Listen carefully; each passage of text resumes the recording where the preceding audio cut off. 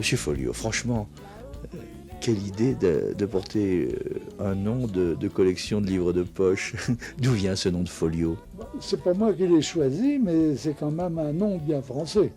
Si vous ouvrez le bottin, vous trouverez pas mal de Folliot en France.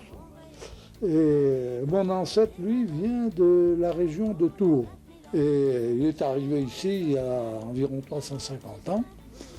Il s'est installé, c'était comme tous les aventuriers qui venaient ici à l'époque, il est catalogué dans la généalogie comme flibustier. Il n'y avait pas d'indigène du tout? Non, il n'y avait pas d'indigènes à la Réunion. Les indigènes, si vous voulez, sont ces premiers habitants dans mon aïeul. Ce sont les Français, les indigènes de la Réunion, qui sont les premiers habitants. Bien sûr, les premiers qui sont arrivés, eh bien, se sont installés sur l'île et tout autour de la côte. Ils ne sont pas venus à l'intérieur de l'île pendant les 2 premiers siècles, ils sont restés autour de l'île, où ils se sont taillés de grandes propriétés, et pour travailler ces propriétés, ils sont allés chercher des esclaves en Afrique et à Madagascar. C'est la période de l'esclavage.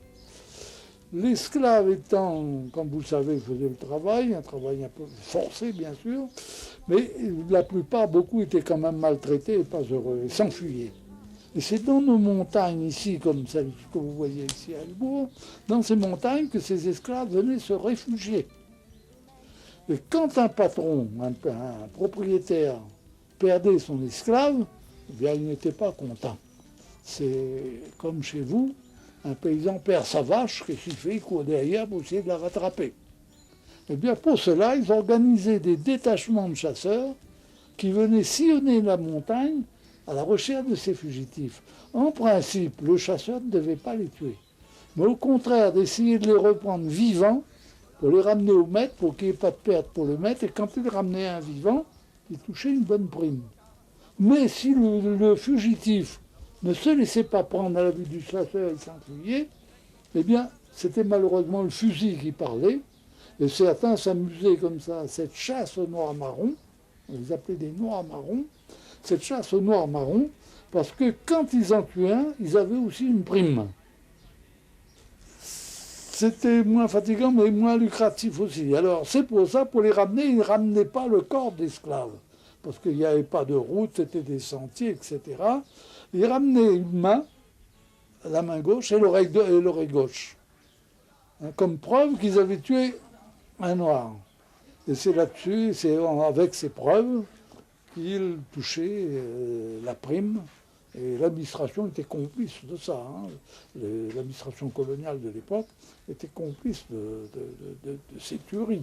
Vous voyez. Et les propriétaires, souvent, eh bien, prenaient cette main et cette oreille qu'on leur amenait, ils clouaient ça sur la porte de l'enclos des esclaves, vous voyez, de façon à dissuader les autres de partir. Il y a eu quand même l'abolition de l'esclavage il y a un peu plus d'un siècle et demi, qui a, alors à l'abolition de l'esclavage, les Noirs ont hérité des mêmes droits que les Blancs. Et au fur et à mesure, au début, si vous voulez, il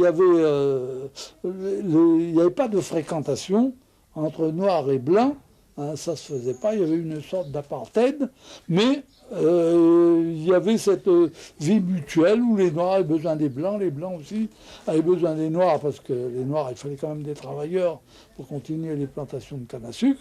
On l'a bien fait venir, parce que à l'esclavage a succédé l'époque de ce qu'on appelait l'engagisme ici. Parce que les Noirs, dès qu'ils ont été émancipés en 1848, beaucoup ont refusé de travailler sur les propriétés. Parce qu'ils en avaient eu marre, ils en avaient soupé, quoi. Et à ce moment, les Blancs, pour pouvoir continuer leur plantation de canne à sucre, de café ou autre, sont allés chercher des gens dans l'Inde et en Chine. C'est ce qu'on appelait la période de l'engagisme. C'est pour ça que vous voyez ici beaucoup d'Indiens qui ont été prolifiques, beaucoup de Chinois. Et tout ça, finalement, a fini par une sorte d'osmose, vous voyez, de se mélanger, de se combiner et faire ce qu'on appelle ici la population créole. Il n'y a plus nous-mêmes, nous avons réglé notre problème d'apartheid, au fond.